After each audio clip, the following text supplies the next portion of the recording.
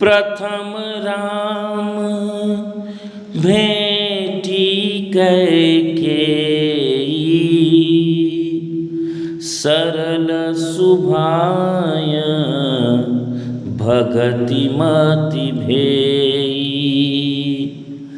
पग परिकीन प्रबोधु बहोरी, काल करम विधि सिर धरि खोरी। सबसे पहले राम जी कैकेयी से मिले और अपने सरल स्वभाव तथा भक्ति से उनका उचित आदर किया। उनकी सरलता को देखकर कैकेयी सहित सभी उपस्थित लोग भावुक होकर रोने लगे।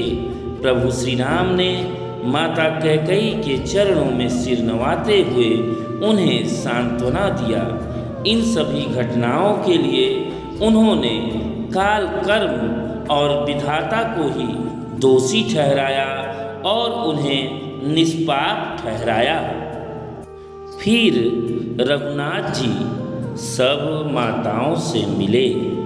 उन्होंने सबको समझा बुझाकर सांत्वना दी कि हे माता, जगत ईश्वर के अधीन है, किसी को भी दोष नहीं देना चाहिए। तदनंतर वशिष्ठ जी ने राजा दशरथ जी के स्वर्ग गमन की बात सुनाई, जिसे सुनते ही रघुनाथ जी अत्यंत दुखी और भावुक होकर विलाप करने लगे। उनके मरने का कारण स्वयं का वियोग जानकर प्रभु अत्यंत व्याकुल हो गए। उस दिन प्रभु श्री राम ने निर्जल व्रत किया। दूसरे दिन मुनि वशिष्ठ ने वेदों के अनुसार प्रभु श्री राम से जैसे जैसे बताया, उस प्रकार प्रभु श्री राम ने पिता का क्रियाकर्म किया। इसके 2 दिन बीतने पर प्रभु राम ने प्रेम पूर्वक गुरु जी से कहा, हे नाथ, सब लोग यहाँ कष्ट में निर्वाह कर रहे हैं, क्योंकि कंदमूल, फल और जल ही यहाँ पर आहार के रूप में उपलब्ध है। सभी का कष्ट मुझसे देखा नहीं जाता। आप लोगों के यहाँ होने पर अयोध्यापुरी भी अनाथ हो गई है। इसलिए आपसे प्रार्थना है कि सबके साथ आप अयोध्यापुरी को पधारिए।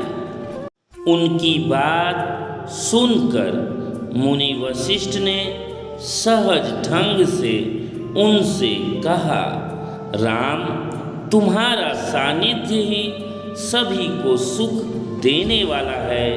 तुम्हारे सानिध्य में कंद मूल फल अमृत समान है। सभी को 2 दिन अपने साथ और रह लेने दो, उसके बाद सब लौट जाएंगे। कोल किरात भील बनवासी, मधुसुचि सुंदर स्वादु सुधासी। भरी भरी परन पोटीर चिरूरी, कंद मूल फल अंकुर जूरी। कोल, किरात और भील आदि वन के रहने वाले लोग पवित्र, सुंदर एवं अमृत के समान स्वादिष्ट मधु को सुंदर दोने बनाकर और उनमें भर भर कर तथा कंद, मूल, फल और अंकुर आदि की जूड़ियों को सबको विनय और प्रणाम करके देते हैं। लोग उनका बहुत दाम देना चाहते हैं, पर वे नहीं लेते और श्री राम की दुहाई देकर लौटा देते हैं और कहते हैं, तुम प्रिय पाहुने बन पगुधारे, सेवा जो गुण भाग हमारे, देव काह हम तुम ही गोसाई, ईंधन पात की रात मिताई। आप प्रिय पाहुने वन में पधारे हैं, आपकी सेवा करने के योग्य हमारे भाग्य नहीं है। हे स्वामी, हम आपको क्या देंगे? भीलों की मित्रता तो बस ईंधन और पत्तों की तरह है। अयोध्यापुरी के पुरुष और स्त्री सभी प्रेम में अत्यंत मग्न हो रहे हैं। उनके दिन पल के समान बीत जाते हैं। निसी न नींद नहीं भूख दिन, भरत बिकल सुचि सोच, नीच कीच बीच मगन, जस में नहीं सलिल संकोच। भरत जी को न तो रात को नींद आती है, न दिन में भूख लगती है। वे पवित्र सोच में ऐसे विकल हैं जैसे नीचे तल के कीचड़ में डूबी हुई मछली को जल की कमी से व्याकुलता होती है। भरत जी मन में तर्क कर रहे हैं, यदि गुरु जी आज्ञा देंगे तो भैया राम अवश्य ही अयोध्या को लौट चलेंगे। परंतु मुनि वशिष्ठ तो श्री राम की रुचि जानकर ही कुछ कहेंगे। माता कौशल्या जी के कहने से भी भैया राम लौट सकते हैं, पर भला माता क्या कभी हठ करेंगी? मैं तो ठहरा सेवक, मैं केवल अनुरोध ही कर सकता हूँ, किंतु मेरा निर्णय मानने के लिए मैं भैया को बाध्य नहीं कर सकता। इस तरह सोच विचार करते करते रात बीत गई। प्रातःकाल जब सभी लोग एक जगह एकत्रित होते हैं तो मुनि वशिष्ठ बोले, हे सभासदों सुनो, श्री राम का अयोध्या लौटना और राज्याभिषेक सबके लिए सुखदायक है। मंगल और आनंद का मूल यही एक मार्ग है। आप सभी विचार कर उपाय बताएं, वही किया जाए। तब भरत जी ने सिर नवाकर हाथ जोड़े कहा, हे गुरुवर, आपकी आशीष ही एक ऐसी है जो दुखों का दमन करके समस्त कल्याणों को सज देती है। यह जगत जानता है। हे स्वामी, आप वही हैं जिन्होंने विधाता की गति को भी रोक दिया। आपने जो टेक दी उसे कौन टाल सकता है? आप हमसे उपाय पूछते हैं, आप जो निर्णय लेंगे उसे भला कौन टाल सकता है? भरत जी के वचनों को सुनकर गुरु के हृदय में प्रेम उमड़ आया। वे गंभीर होकर बोले, मैं एक बात कहने में सकुचाता हूँ। बुद्धिमान लोग सर्वस्व जाता देखकर आधा छोड़ दिया करते हैं। वशिष्ठ मुनि संकुचित वाणी से कहते हैं, तुम कानन गवनहु दो भाई, फेरी हैं लखन सिय रघुराई। सुनि सुबचन हर से दो भ्राता, भे प्रमोद परिपूरन गाता। तुम दोनों भाई वन को जाओ और लक्ष्मण, सीता और श्री राम को लौटा दिया जाए। ये वचन सुनकर दोनों भाई हर्षित हो गए। उनके सारे अंग परमानंद से परिपूर्ण हो गए। कहीं भरतु मुनि कहा सो कीन्हे, फलु जग जीवन अभिमत दीन्हे।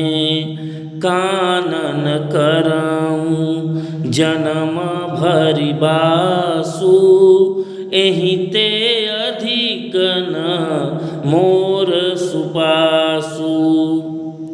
भरत जी कहने लगे, मुनि ने जो कहा वह करने से जगत भर के जीवों को उनकी इच्छित वस्तु देने का फल होगा। 14 वर्ष की कोई अवधि नहीं। मैं अगर जीवन भर भी वन में वास करना पड़े तो मैं उसके लिए सहर्ष तैयार हूँ, लेकिन मेरे भैया राम अयोध्या लौट जाएं और राजपद को ग्रहण करें, इससे बढ़कर मेरे लिए और कोई सुख नहीं है। भरत जी के वचन सुनकर और उनका प्रेम देखकर सारी सभा सहित मुनि वशिष्ठ जी विदेह हो गए, अर्थात किसी को अपने देह की सुधि न रही।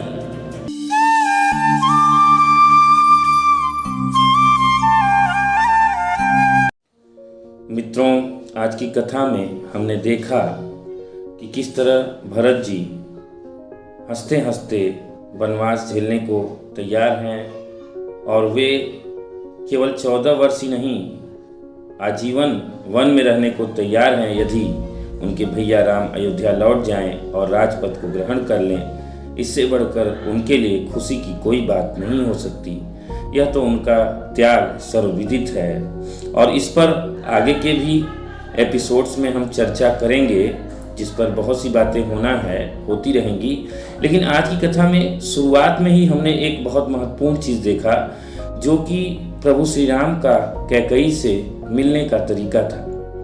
जब कैकेयी जी वहाँ पहुँचती हैं तो प्रभु श्री राम सबसे पहले कैकेयी जी को ही प्रणाम करते हैं और उनका ही कुशल क्षेम पूछते हैं और पहले की ही भांति उनसे मिलते हैं जैसे पहले मिलते थे।